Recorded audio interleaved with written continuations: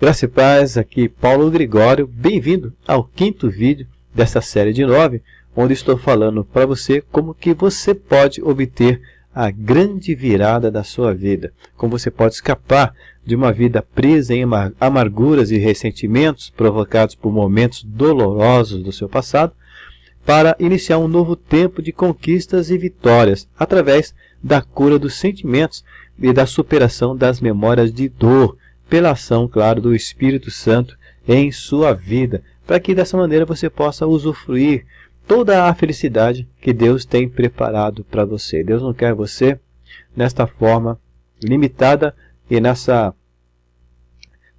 nesse estado de sofrimentos, de opressão, de limitações que você está vivendo. Então Ele quer que você viva toda a plenitude, mesmo aqui em vida, está sobre nós uma promessa de plenitude. Então, vamos, para nós entendermos como que a nossa vida pode ser limitada por situações do passado, nós precisamos entender como funciona a nossa mente. Porque nesse vídeo eu quero falar sobre o que são crenças limitantes. Também quais são os seus efeitos em nossa vida, em nossas ações, em nossas decisões. E também vou falar o que a inteligência emocional pode fazer para romper as limitações dessas crenças limitantes.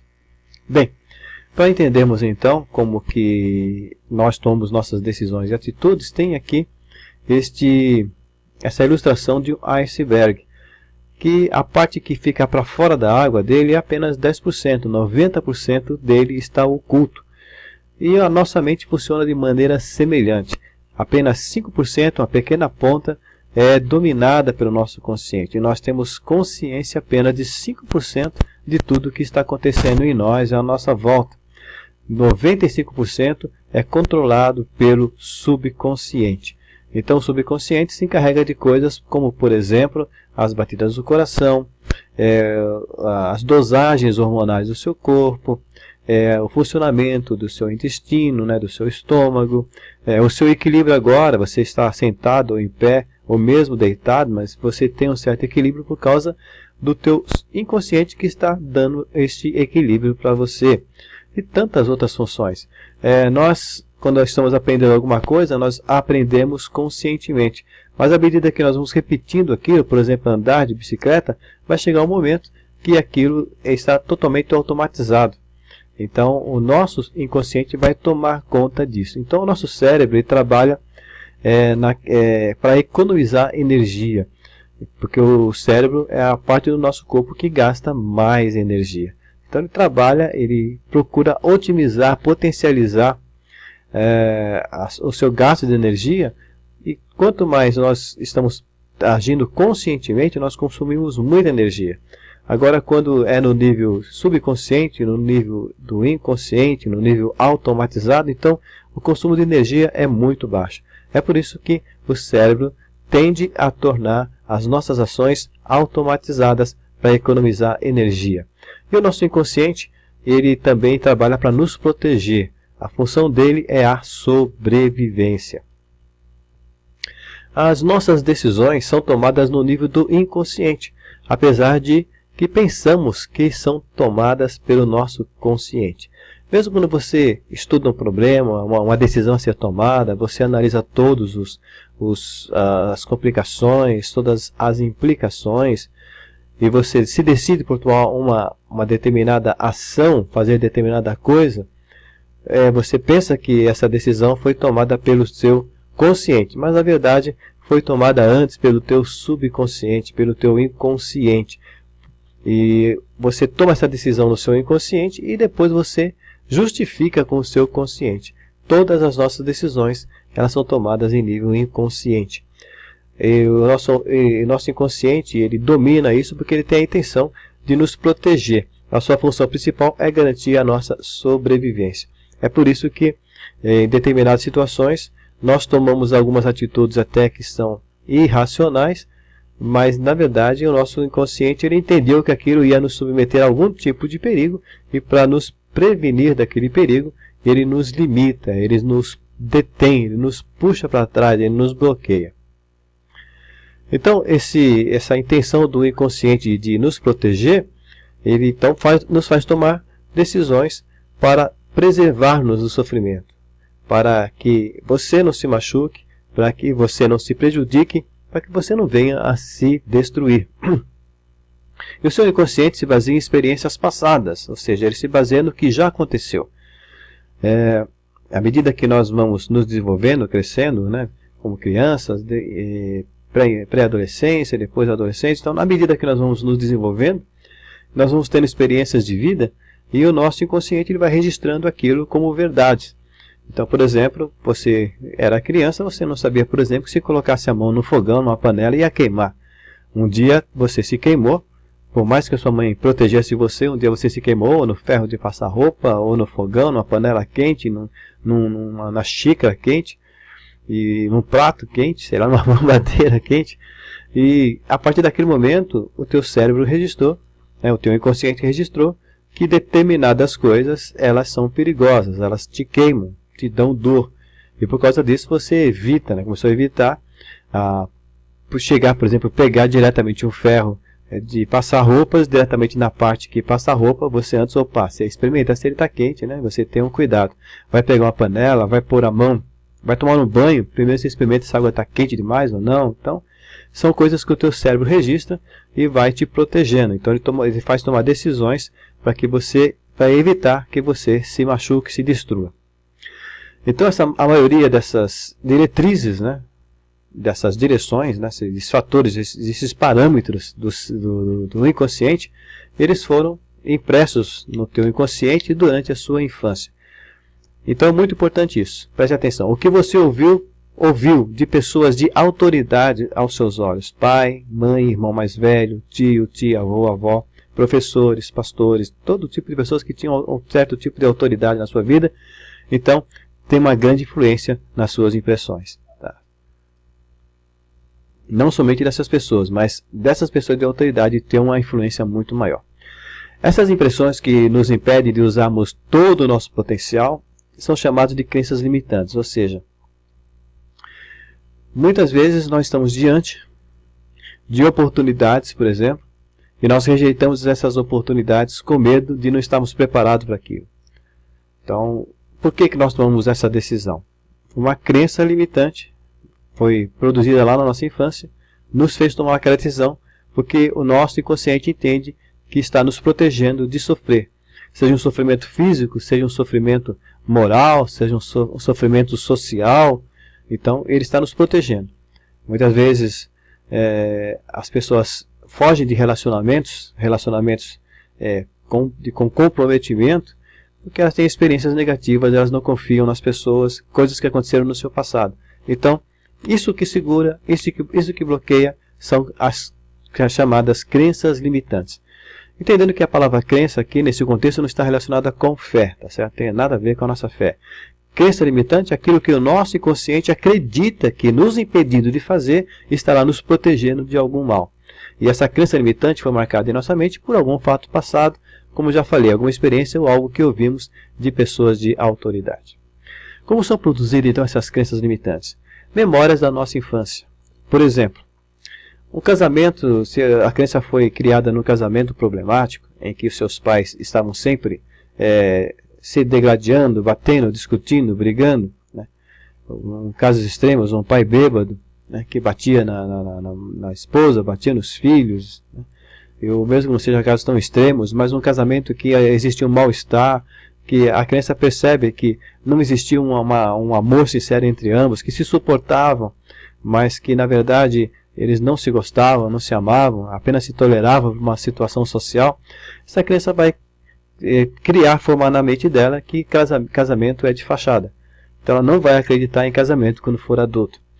Outros, por exemplo, conceitos errados sobre dinheiro. Quando o pai reclama, quando a criança pede para comprar alguma coisa, ele fala, não, isso é caro, eu não tenho dinheiro, eu estou ralando, eu tenho que aguentar um chefe chato. Então, dá a impressão para a criança que dinheiro é uma coisa ruim, é uma coisa de sofrimento. Quando a criança pede dinheiro para a mãe e ela fala, não, eu não tenho dinheiro, quem tem dinheiro é seu pai. Se for uma menina, por exemplo, ela vai criar na sua cabeça que mulher não pode ter dinheiro, que o dinheiro é coisa de homem. E coisas semelhantes assim. Então, experiências também desagradáveis que foram passadas, palavras que denegriram, apelidos, né, zombarias, essas situações humilhantes que nós chamamos de bullying hoje em dia, isso marca muito as crianças. Então as crianças podem crescer achando que são esquisitas, achando que são diferentes, achando que são incompetentes, quando, por exemplo, o pai ou a mãe agride a criança com palavras, dizendo que ela é burra, que ela é incompetente, que ela não serve para nada, que ela é uma coisa ruim. Então isso vai formando na criança essa ideia dela mesma. E quando adulta ela não vai acreditar no seu potencial, ela pode ser limitada, pode acontecer dela se tornar limitada e não acreditar que ela pode fazer coisas, ela vai acreditar que ela é uma pessoa diferente das outras, que menor, com menor capacidade. Ambiente com mentalidade negativa, pessoas que foram criadas em ambientes em que se acostumaram com coisas miseráveis e ali as pessoas não tinham perspectiva de vida, então aquela criança vai se tornar um adulto que também não tem perspectiva de vida. Se for um ambiente de violência, de vícios, de drogas, de tanta coisa, a criança também isso vai influenciar tremendamente a criança, vai trazer grandes consequências no seu futuro como adulta. Então, memórias da nossa vida de infância formam as crenças limitantes. Por exemplo, né, são experiências, são palavras, são situações, são ambientes. Alguns exemplos, vou citar aqui alguns exemplos de expressões de crenças limitantes. A gente identifica que existe a presença de uma crença limitante pelas expressões das pessoas. Então essas expressões indicam a existência de uma crença limitante. Quem está falando desse jeito? Ninguém vai gostar de mim. Eu jamais serei selecionado. Eu não sirvo para isso. Eu não tenho talentos. As pessoas me evitam. Os empresários só querem se aproveitar dos funcionários. Todo casamento é uma farsa. Não mereço essa oportunidade. Jamais alguém vai me amar. E tantas outras expressões. Então, todas essas expressões elas estão indicando o quê? Que existe uma crença limitante. A pessoa ela acredita naquilo que ela está falando, porque aquilo está implantado realmente no seu cérebro e ela precisa mudar esse pensamento. Há uma solução para ela, vamos falar daqui a pouco. Ela precisa trabalhar e mudar essa mentalidade. Todos nós temos crenças limitantes. Como é que nós vamos identificar as nossas? Então, um fator de identificação, né, uma característica para que você descubra que você tenha crença limitante, que você tem e qual é, você identificar suas crenças limitantes, é todas as suas desculpas. Toda vez que você se desculpa de alguma coisa, justificando algo sobre você mesmo. Toda vez que você desculpa por não estar agindo, não estar fazendo, não estar conseguindo, e você justifica. Você está, então, quando faz essa desculpa justificativa, você está expondo uma crença limitante. Por exemplo, eu nunca vou casar porque é melhor viver só e independente. Então isso é uma crença limitante dela. Ela está se justificando, está desculpando porque ela não quer casamento, que ela está evitando o relacionamento, e ela está achando uma justificativa dizendo que é melhor viver só, é melhor ser independente. Então existe aí algumas crenças que ela está apresentando nessa frase. Pode ser a crença de que ninguém vai gostar dela, pode ser a crença de que ela não pode confiar nos outros, pode ser a crença que não existe amor verdadeiro, pode ser a crença de que casamento, um relacionamento é uma prisão. Na verdade, casamento, relacionamento tira, né, limita, claro, a pessoa, mas o casamento em si, um relacionamento um relacionamento compromissado com alguém, tem seus ganhos. Todas as questões da vida têm seus ganhos e suas perdas. Agora, ela está olhando que é melhor para ela ser independente. Então, precisa ser tratado aí, descobrir qual que é a razão que está por trás dessa desculpa. Mas ela está indicando uma crença limitante. Outra, meu casamento não tem mais jeito, porque meu marido ou minha mulher é teimoso, é teimosa. Então, toda vez que se tira a responsabilidade nossa e jogamos em alguma coisa ou em alguém, estamos aí apresentando uma crença limitante. Outra, não vou gastar tempo e dinheiro com faculdade porque o Brasil não dá oportunidades. Mais uma, não faço poupança porque o que recebo não dá nem para pagar as contas. Na verdade, ele está indicando aí, ele não acredita que o que ele ganha dá para administrar, então ele está indicando aí que ele não sabe administrar o seu dinheiro. Não faço terapia porque psicologia é bobagem de gente rica. Então, aí tem uma crença aí que psicologia é bobagem, que não vai resolver nada. E por isso ele não vai gastar tempo e dinheiro. Crenças limitantes impedem o seu crescimento, sim. Limitam o seu desenvolvimento. Aprisionam você em um cercadinho ridículo. Sabe aqueles cercadinhos que prende a criança, né, para não tá começando a andar, começando a engatinhar e você não quer que ela se machuque, quer que ela fique, né, detida? Então, a crença limitante faz a mesma coisa com você. Deixa você aprisionado no cercadinho ridículo, porque é absurdo. Nós temos uma passagem na palavra de Deus, quando Deus ordenou para que o povo fosse vigiar a terra, preparando para a conquista da terra prometida, e que foi aqueles espiões, nós falamos 12 espiões, e 10 voltaram com um relatório negativo.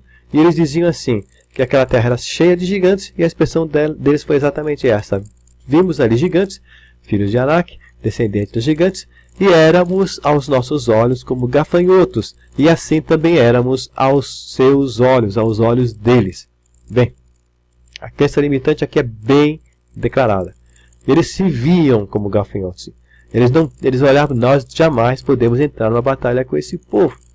E eles projetaram então o pensamento deles para o inimigo, né? Para a terra que seria conquistada, para os exércitos, né? Para os soldados daquelas terras que eles iriam conquistar, que foi prometida por Deus que eles iam obter vitória naquela batalha.